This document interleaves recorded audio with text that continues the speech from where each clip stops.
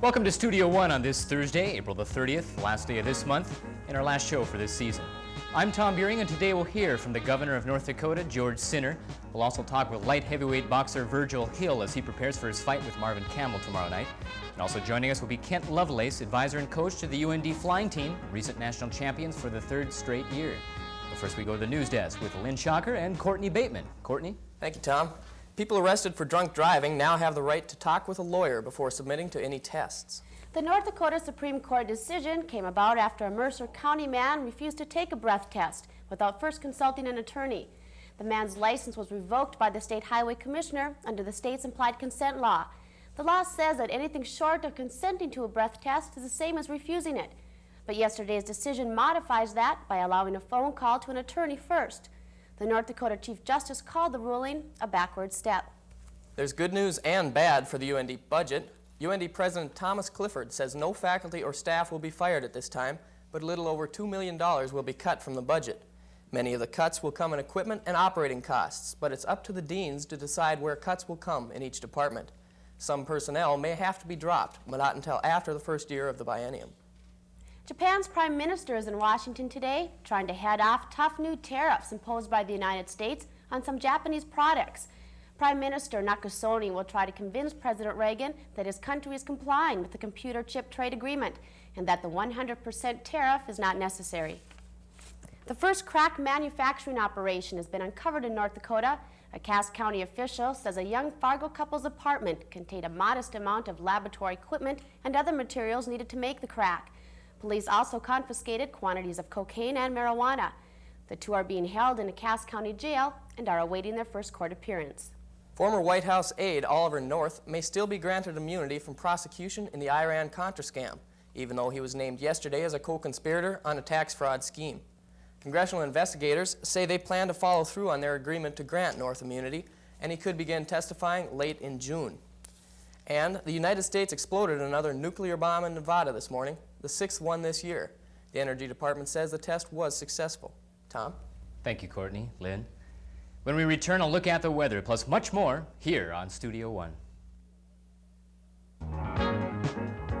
Studio One is sponsored by JCPenney, located in Columbia Mall.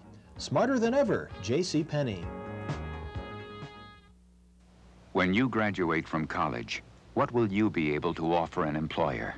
I like working with people. I really like working with people. I really like people. I'm a people person. I'm eager. I'm eager. Eager. I think I'm eager. And I was president of Offer an employer something meaningful, practical work experience. A nationwide college program called Co-op Education can give you that competitive edge.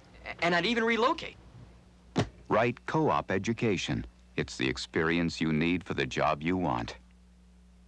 All this week on New Grooves, Iggy Pop. Thompson Twins.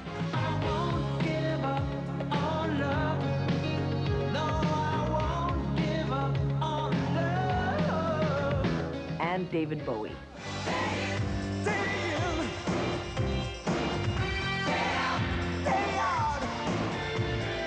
On New Grooves with Meg Griffin, all this week on NCTV. Welcome back. Still up ahead on this edition of Studio One, we'll talk with North Dakota Governor George Sinner. Also a conversation with boxer Virgil Hill and Kent Lovelace of the national champion UND flying team. But before we get to do all that, meteorologist Pam Coonan is here to tell us about the weather. Pam? Thank you, Tom. Today at 4 o'clock, we were under a cloudy sky and had a temperature of 55 degrees. The winds were southeasterly at 5 to 10 miles per hour, and our relative humidity was 45%. Yesterday's national extremes ranged from 102 degrees at Laughlin, Nevada, to 26 degrees at Duluth, Minnesota. This morning at 7 a.m., there was a low-pressure system off the coast of Maine, which produced some light snow in southern Quebec and some light rain in the northern New England states. There was also a low-pressure system in Kentucky, which produced some light rain in that area. That nice weather, which we had during the past few days, was produced by this high-pressure system, which is now affecting the western portion of the Great Lakes region. The light rain and clouds that we have today have been produced by an upper-level disturbance, which will be moving out of our region tonight, and we'll begin to see some clearing skies.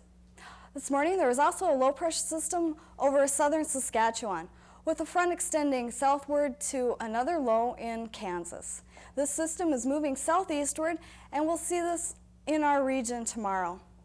On the west coast, a frontal system extends from Southern California northward all the way to British Columbia.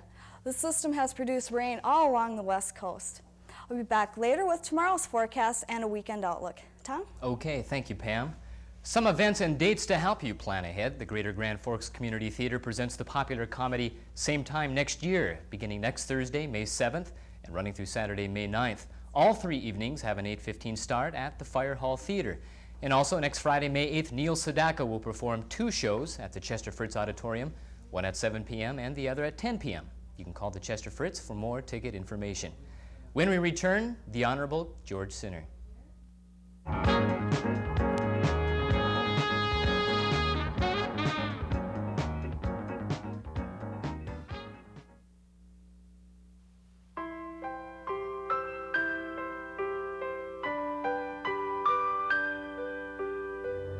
More and more families are moving closer and closer to our forests. That's why, if you're careless with fire when you go to the forest, you could burn a lot more than trees.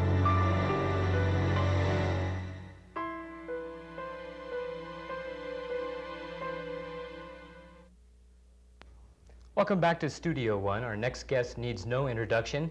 He is the Honorable Governor of North Dakota, George Sinner. Governor Sinner, it's a pleasure having you on the show. It's my pleasure. We appreciate your time.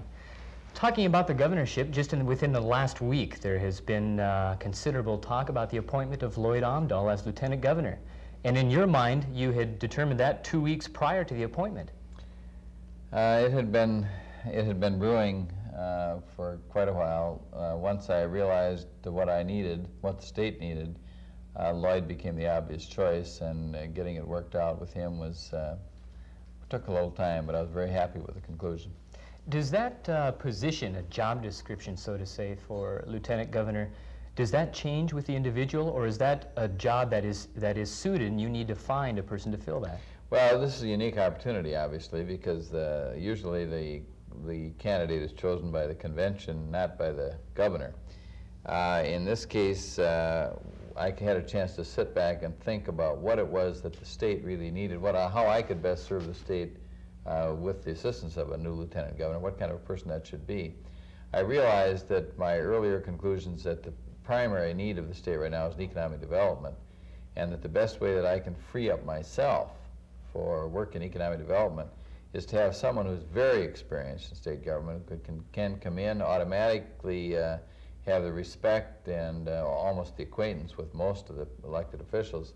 And Lloyd Amdahl just stood out like, I was going to say like a sore thumb, but you don't want to say that.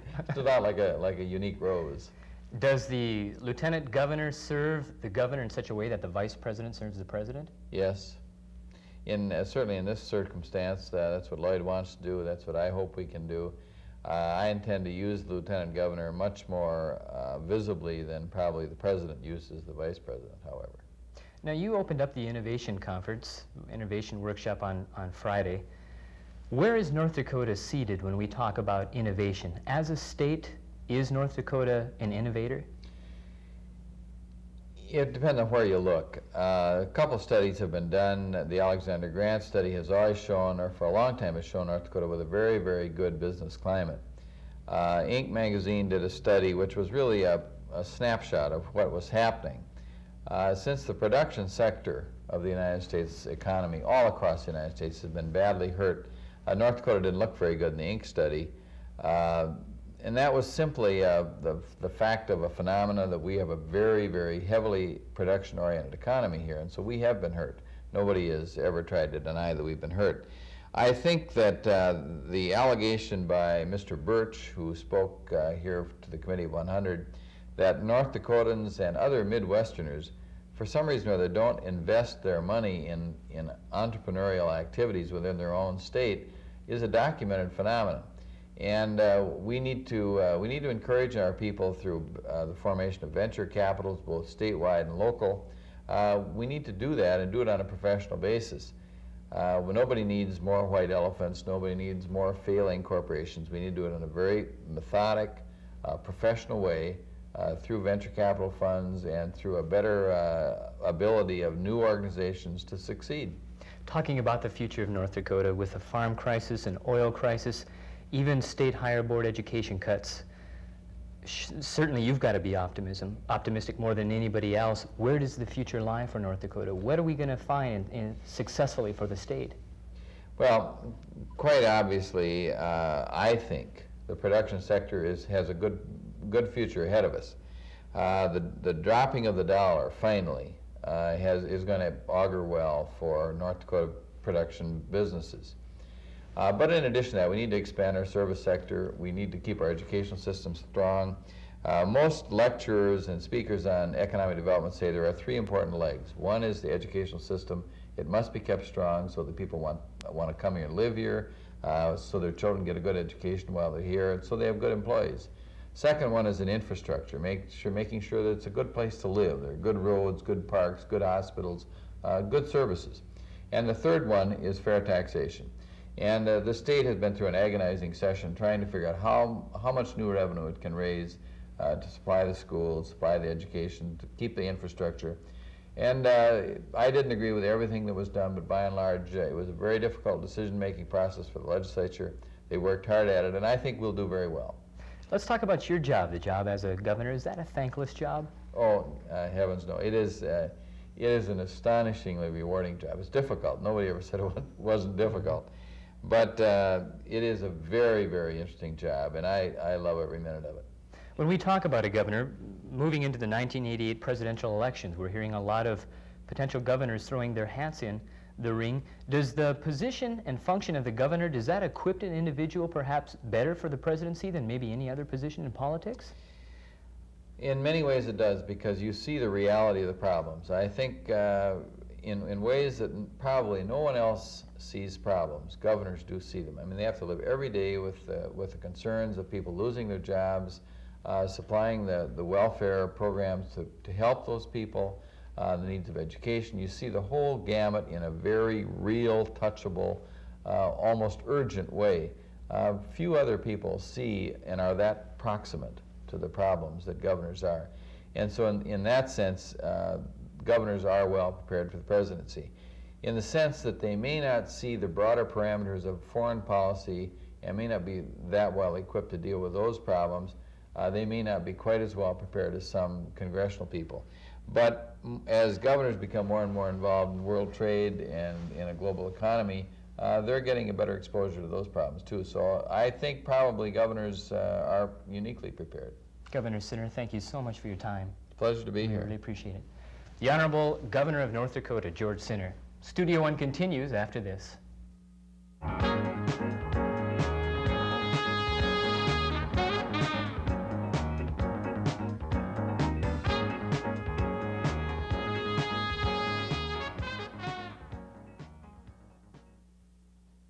All this week on Campus America, Brother Jim gives his opinion of higher education. I haven't been to a university yet that wasn't a cesspool of lust.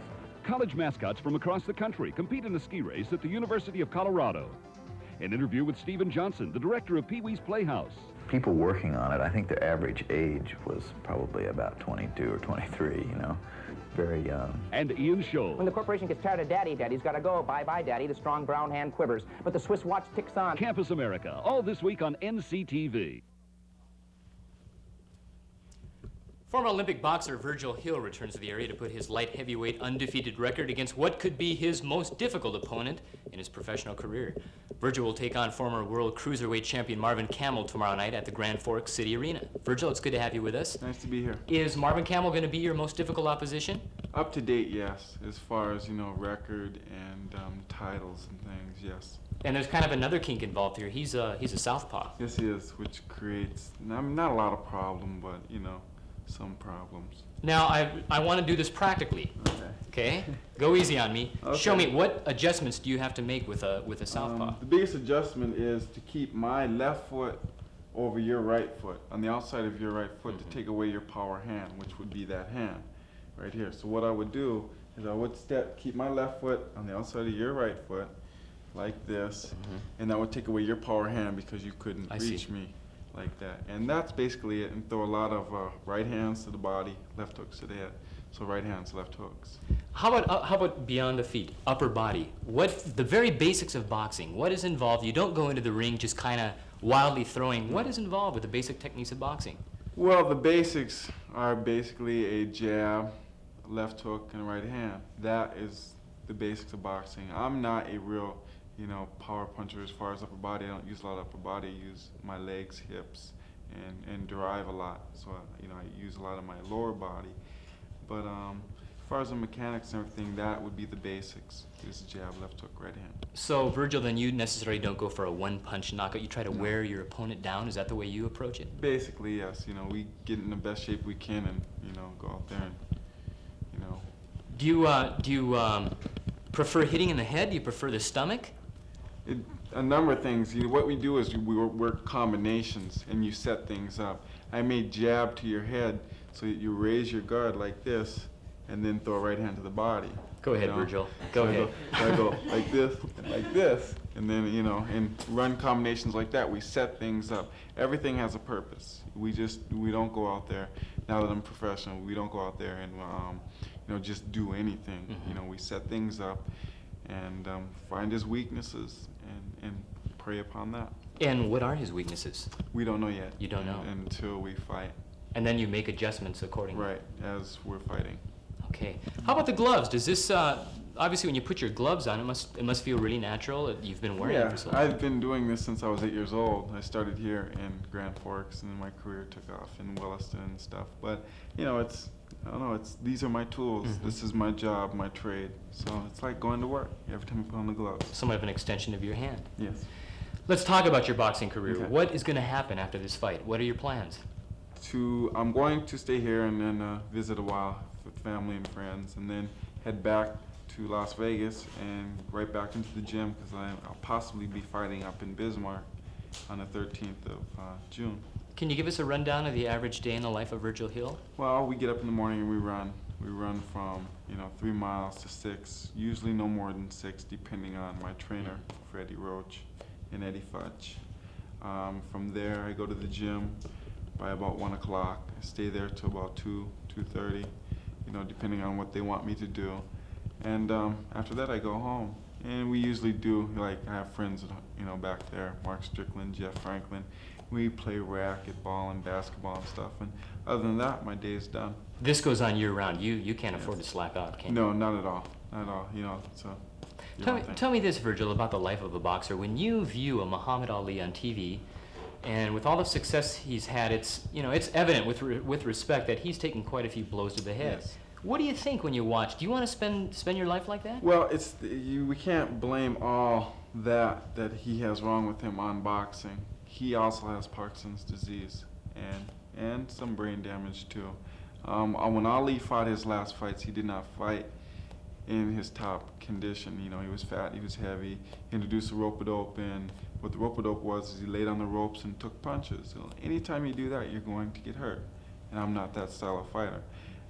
Basically, I want to use boxing as a stepping stone and possibly get into some promotion or something like that, and hopefully not stay in it as long, like the others. Mm-hmm. How far, Virgil, are your goals? Well, my goals are to become, light heavyweight champion of the world, bring the title back here to North Dakota, let people know where I come from, and I don't think that that's that far off. Is that methodically planned out? Or in other words, is this a short-range goal for a longer-range objective? Well, I guess so. Mm-hmm. Also, what is it like for a boxer in terms of the stability of the life of a boxer? You're placing your career into the hands of 3 judges who you do not know. Right. You don't even know their bias. Yeah. Well, it's true. Hopefully, they have their jobs and they go through their things, and hopefully, they do the right thing, by me, and the other opponent, and do what they're getting paid for. Talking about goals, any goals for tomorrow night? Any predictions on your part? No predictions, just to win. Just in front of my hometown. Okay, Virgil, it's been good talking with you. It's been nice. The best of luck to you. Thank you very much. Virgil Hill, who will fight tomorrow night, highlighting the main event of a 5-bout card beginning at 8 p.m. at the Grand Forks City Arena. After this break, top gun of the UND flying team, Kent Lovelace.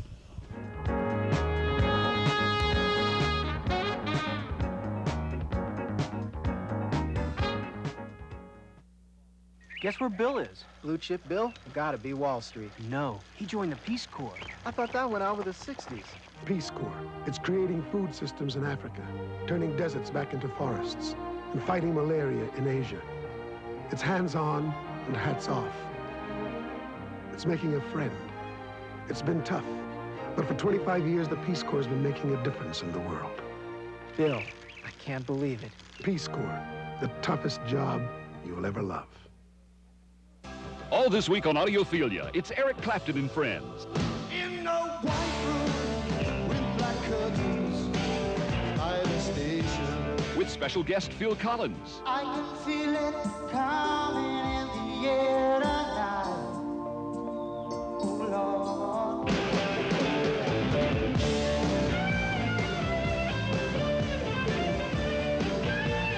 On Audiophilia, all this week on NCTV. Last weekend, UND's flying team competed at the National Collegiate Air Meet and brought home their third consecutive national title along with 16 trophies. Kent Lovelace is the team's advisor and a professor for the aviation department. Good to have you, Kent, with us. Thank you. Now, Coach, that's a little bit different than coaching individuals. You're coaching individuals with machinery. Yes, the difference about our competition from many others is that it is a team, and the team needs to rely on one another, but we still compete. They compete as individuals, which separates it. Now, that's an honor, Kent. 3 consecutive titles. Can you fill us in what is involved in this type of competition? What's the procedures? Well, there's first of all, a school has to earn a invitation to the National Air Meet through a regional air meet, which usually occurs in the fall of the year. And then if we are invited, of course, we do attend the air meet. There are 8 competitive events, 4 ground events and 4 flying events, such things as precision landing events, a navigation event, some other types of ground events, or a pre-flight event, and aircraft recognition event, and so forth. And it's not so much of Lone Ranger, gunning, independent, as much as it's safety through competition. Is that right? Yes, that's correct. The motto of the organization that manages and sponsors the competition, which is the National Intercollegiate Flying Association, its motto is safety through education. So the whole purpose of the competition, the preparation that the students do make for competition, is in the interest of safety. Do you find that there is more interest in terms of commercial airlines wanting to train their pilots for safety procedures in light of a lot of air disasters that have happened? Well, the safety issue in the aviation industry is foremost. That's always a big concern with any professional organization within the industry itself.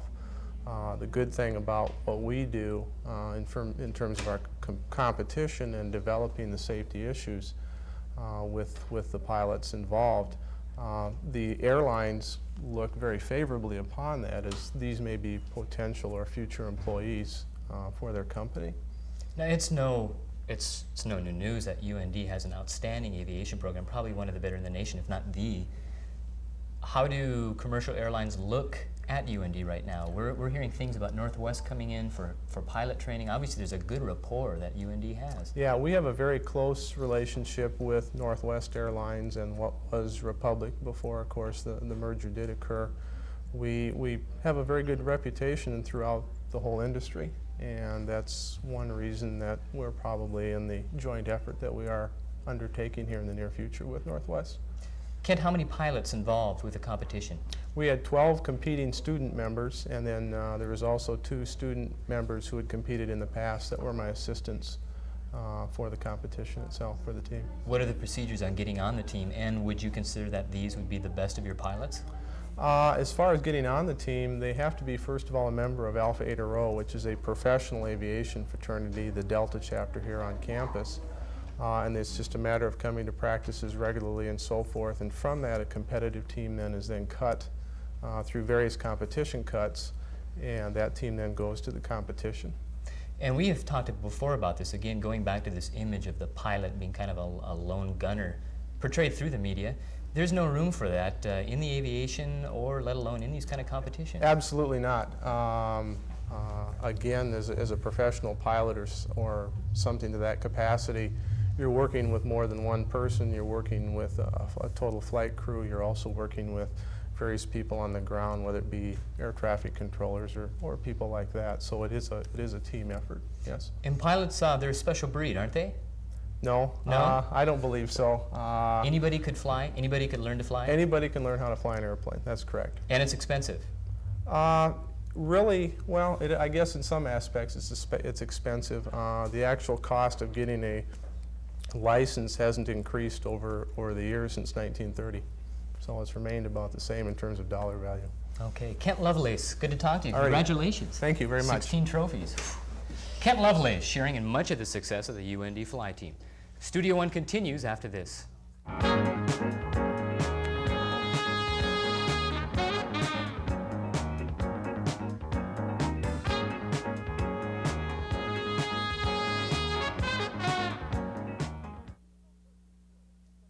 All this week on the Adult Cartoon Show, it's a Terry Toon tribute. You'll see clocks that boogie, cats that bounce, eggs that splat, elephants by the ton, primitive dating rituals, ouch! Plus Macho Man exercises, stupid cat exercises, elephant disguises, nice manners. Well, maybe not. And what kind of doodads is he looking for? It's scary, it's tasty, and it'll knock your spots off on the Adult Cartoon Show all this week on NCTV. It's 26 minutes past the hour. A couple more events to mention for your planning, should you be interested. Eddie Money will be in concert Tuesday evening, May 5th, for one show only. That will be at 8:15 at the Chester Fritz Auditorium. Also, the Statler Brothers will be performing with Sylvia Saturday evening, May 16th, 8 p.m. at the Hislop Sports Center. Now, Pam Coonan is here to give us one final look at the weather. Pam? Thanks, Tom. Let's look at tomorrow's surface forecast map. That low pressure system, which was over southwestern Saskatchewan, will be located over northwestern South Dakota. And overnight, a warm front will develop and will extend southward into Nebraska. In advance of this front, we'll see clouds and some light rain. Another frontal system will develop from this low and will extend to a low in north central Montana. We'll also see some light rain in advance of this front. This whole system will move southeastward, and tomorrow we'll have an increase in cloudiness as this frontal system approaches. The winds will be southerly at 15 to 20 miles per hour, and the high will be 68 degrees. Friday night, our low will be 36 degrees. Saturday, the sky will be cloudy, and we can expect some light rain. The high will be near 60, and we'll have some strong southerly winds. Then on Sunday, things will be pretty much the same as on Saturday, and we can expect a high near 58 degrees. Tom? Okay, thank you, Pam. You're welcome. The rainy weather is kind of a change for us, isn't it? Yeah, it is. Yeah. I'd rather have 80 degrees and sunny, but Yeah. can't be like that all the time. Won't be too far off. Thanks, Pam. This will be our last show for the season. You can be of big help to us as we evaluate Studio One over the summer by writing to us with your comments and suggestions. The Studio One address will follow at the close of this show, to which we'll look forward to hearing from you. We'd like to thank our guests, Governor George Sinner, Virgil Hill, and Kent Lovelace. In a week from today, 28 different people will go 28 different directions. And a special thank you is in order to all the Studio One production team, who I have the privilege to work with, and to them I dedicate this show. Until next fall, thanks for joining us from all of us here at Studio One.